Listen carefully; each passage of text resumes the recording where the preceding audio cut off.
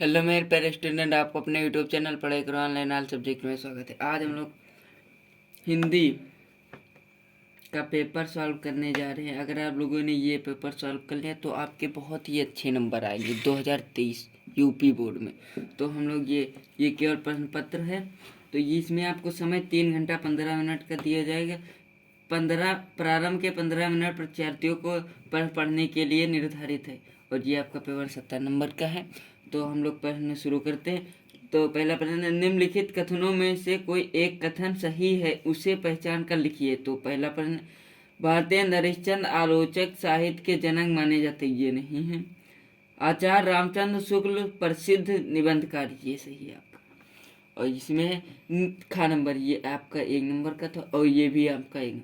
निम्नलिखित कृतियों में से किसी एक कृति के रचनाकार का नाम लिखिए। तो इसमें आपको 4 ऑप्शन दिए गए, जिनमें से आपको एक का लिखना है।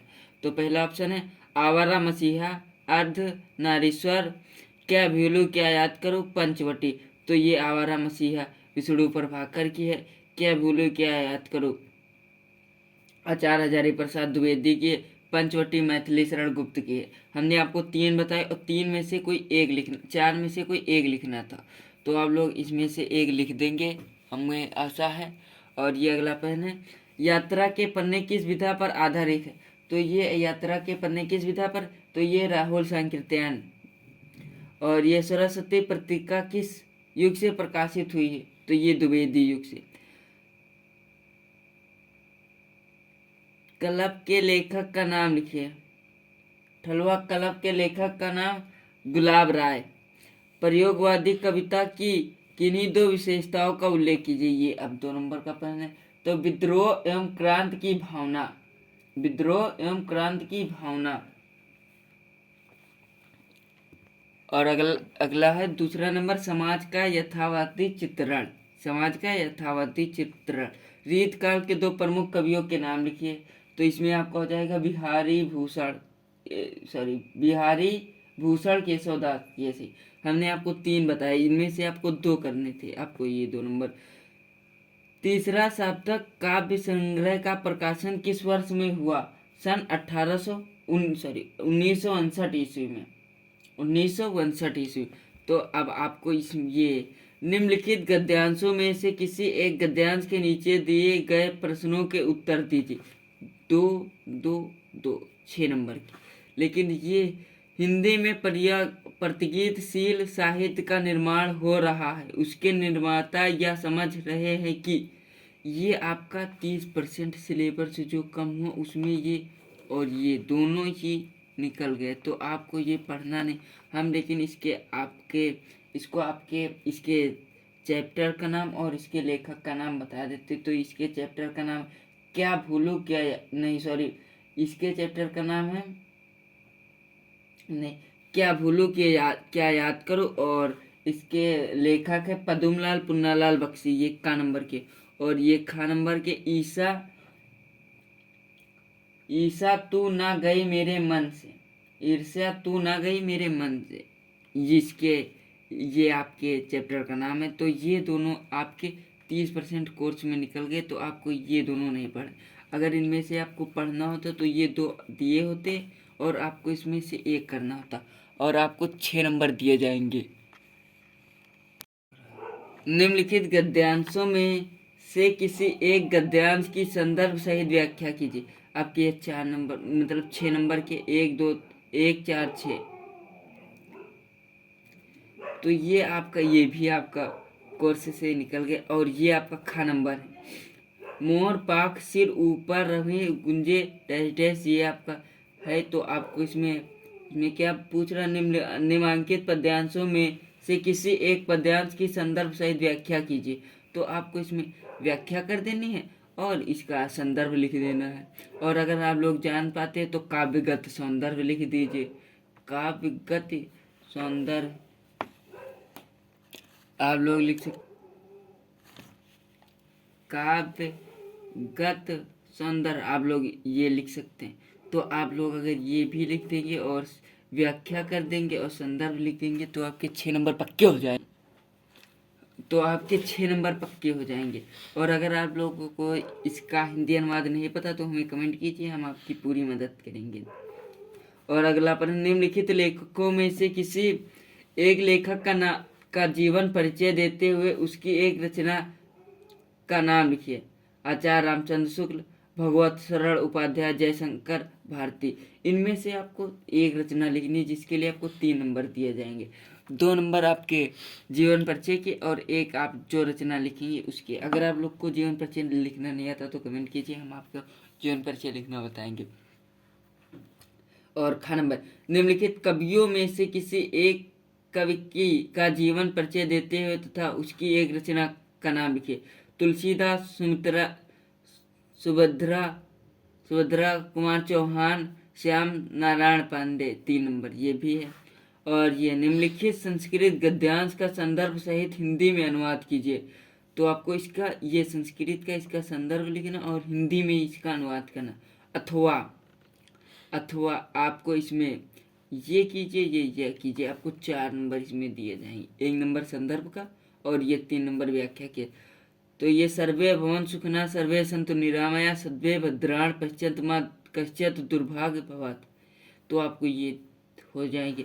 और ये अपनी पाठ्य पुस्तक के से कथन किया हुआ कोई एक श्लोक लिखिए जो इस प्रश्नपत्र में ना आया।